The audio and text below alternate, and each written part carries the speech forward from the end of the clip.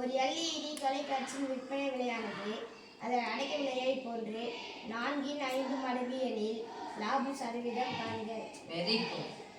ஒரு LED தொலைக்காட்சியின் விற்பனை விலையானது, வார்த்தைகளை அண்டர்லைன் பண்ணிக்கலாம். ஆனதுன்னு ஒரு வார்த்தை, விற்பனை விலை, ரைட். அதன் அடக்க விலையை போன்று 4/5 மடங்கு எனில் லாப சதவீதம் காண்க. விற்பனை விலையானது அப்படின்னா இதுக்கு ஒரு விற்பனை விலைனா என்ன விலை? விற்ற விலை. என்ன விலை சாமி? விற்ற விலை. விற்ற விலை. ஆனதுன்னு ஒரு வார்த்தை வச்சா என்ன குறிப்போம்னா விற்பனை விலையானது அதன் அடக்க விலையை போன்று. அடக்க விலை எனக்கு தெரியாத நம்ம என்ன எடுத்துக்குவோம்? அப்போ அடக்க விலை ஈக்குவல் டு x என்க. அடக்க விலை ஈக்குவல் டு x என்க. அடக்க விலையை போன்றுனா என்ன போட போறோம்? x. போன்றுன்னு ஒரு வார்த்தை வச்சா கண்டிப்பா மடங்குன்னு ஒரு வார்த்தை இருக்கும். அப்ப 4/5 மடங்கு. 4/5 மடங்குன்னு ஒரு வார்த்தை வச்சா என்ன குறிப்போம்? மொத்தமா 4/5 மடங்கு எனில் லாப சதவீதத்தை காண்க. இப்ப லாபம் ஃபர்ஸ்ட் கண்டுபிடிக்கணும். அப்பதான் லாப சதவீதம் கண்டுபிடிக்க முடியும். அப்படிதானமா? லாபம் ஃபார்முலா அது எது அதிகமா இருக்கும்? வாங்கின விலை அதிகமா இருக்குமா, விற்ற விலை அதிகமா இருக்குமா? அப்பனா சொல்லுங்க, லாபம் ஈக்குவல் டு மைனஸ் அடக்க விலை. யார் சொல்ல மாட்டேங்கிறீங்க? விலை மைனஸ் அடக்க விலை. இப்போ 10 ரூபாய்க்கு நான் பொருளை வாங்கி 15 ரூபாய்க்கு நான் விற்கிறேன்னா எவ்வளவு லாபம் எனக்கு? விற்ற விலை எவ்வளவு? 15. வாங்கின விலை 10 ரூபாய். 15 அந்த 10 என்ன பண்ணணும்? கழிக்கணும் தானே? அப்ப விற்ற விலை மைனஸ் அடக்க விலை தான் அது லாபம். விற்ற விலை மைனஸ் அடக்க விலை தான் லாபம். இப்ப பாருங்க, விற்ற விலை எனக்கு என்னன்னு தெரிஞ்சிச்சு. x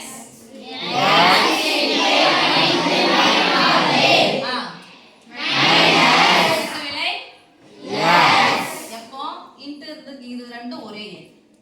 நடுவுல பெருக்கலோ வகுத்தலோ வந்துச்சுன்னா அது ஒரே எண். எங்க மைனஸோ பிளஸோ வந்துச்சுன்னா அது வேற ஒரு எண். இது ஒரு உறுப்பு, இது ஒரு உறுப்பு. பிளஸோ மைனஸோ இருக்கும்போது ரெண்டு உறுப்புலையோ எத்தனை உறுப்பு வேணாலும் பிளஸ் இருந்தாலும் சரி மைனஸ் இருந்தாலும் சரி, அப்ப பார்க்க வேண்டியது ரெண்டுத்துக்கும் பொதுவா எதனா இருக்குதான்னு பார்க்கணும். ரெண்டுத்துக்கும் பொதுவா எதனா இருக்குதான்னு பார்க்கணும். அப்ப பொதுவா என்ன இருக்கு? இங்கேயும் x இருக்கு, இங்கேயும் x இருக்கு. அப்ப எதை வெளியே எடுக்கலாம்? x. பொதுவுனா என்ன சொல்லிக்கிறேன்? ஏற்கனவே என்ன போடணும்?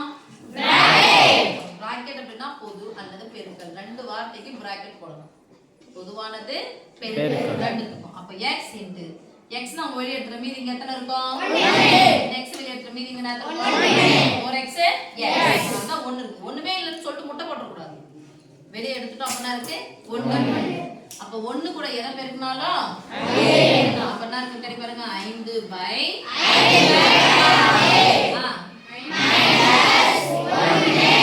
இருக்கு கூட சாமி -1. இந்த பிராக்கெட் தான் பொதுவானது. இப்ப பாரு கொட்டாய் ஒரு தலைப்பு. ஒரு பின்ன எண், ஒரு முழு எண், நடுவுல பிளஸோ மைனஸோ இருந்துச்சுன்னா குறுக்க பெருக்கி கழிச்சிட்டு பிளஸ் இருந்துச்சுன்னா கூட்டிட்டு பை போட போறோம், மைனஸ் இருந்துச்சுன்னா கழிச்சிட்டு பை போட போறோம். ஏற்கனவே என்ன இருக்கு? 5 குறுக்க பெருக்கி கழிக்க போறோம். ஒரு நாள் 4 பெருக்கி கழிச்சிட்டு பை போடணும். பை போட்டு அப்படியே விடக்கூடாது. என்ன இருக்குதோ அதை போடணும். பொதுவா போட்டாச்சு. x இன்டு 5 இருந்து 4 கழிச்சா 1. பாருங்களா, இது என்ன சொல்லுங்க? லாபம் அடக்க விலையில் 4/1 பங்கு. அடக்க விலையில் 4/1 பங்குன்னு சொன்னா சதவீதம் அப்படின்னு சொன்னா என்ன சமயம் அர்த்தம்? சதவீதம் என்ன? 100. சதவீதம் என்ன? 100. சதவீதம் என்னது? 100. அப்ப 100ல 4ல 1 பங்கு எவ்வளவு? 25. அவ்வளவுதான், ஆன்சருக்கு வந்துட்டீங்க. இப்ப லாபம் அடக்க விலை x தான் அடக்க விலை. இந்த நடுவுல என்ன குறியுது? பிராக்கெட் மேல என்ன குறியுது அர்த்தம்? இந்த பொதுவானது, இங்க பெருக்கல்.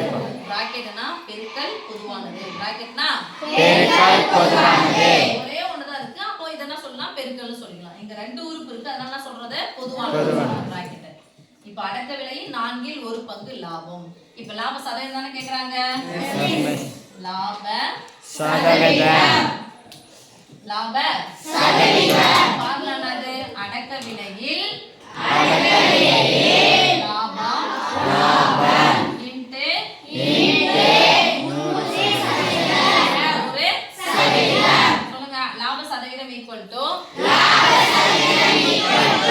அடக்க விலையில் லாபம் 100 சதவீதம் பின்னாடி அப்படிதான் வரும். சரியா? ஓகே சாமி.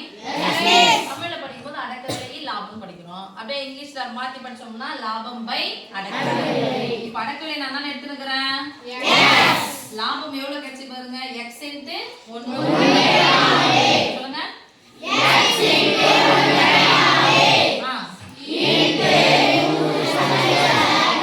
நடுவுல பெருக்கல் இருக்கு.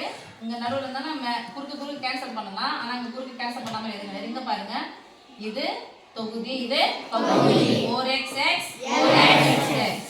இப்போ மீதி என்ன இருக்கு? எந்த ஒரு எண்ணையும் 1 ஆல வகுத்தா மேல எந்த ஒரு எண்ணையும் 1 ஆல பெருக்குனா அப்ப ஆன்சர் என்ன சொல்லுங்க? 1/4.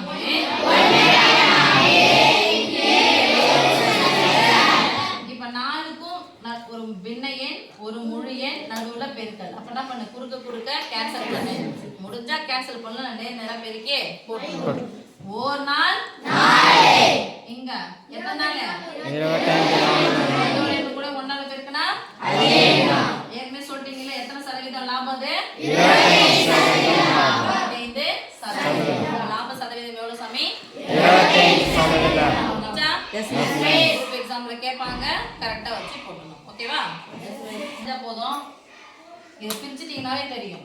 ஒரு நாள் 4 மீதி எத்தனை? 1 பை 4 1/4. அப்ப 1 அடக்க விலை, இந்த 4 லாபம். இதுல தெரிஞ்சிடும். குரூப் எக்ஸாம் போகும்போது பிராக்டிஸ் பண்ணீங்கன்னா ஈஸியா. ஓகே சாமி. தேங்க்யூ.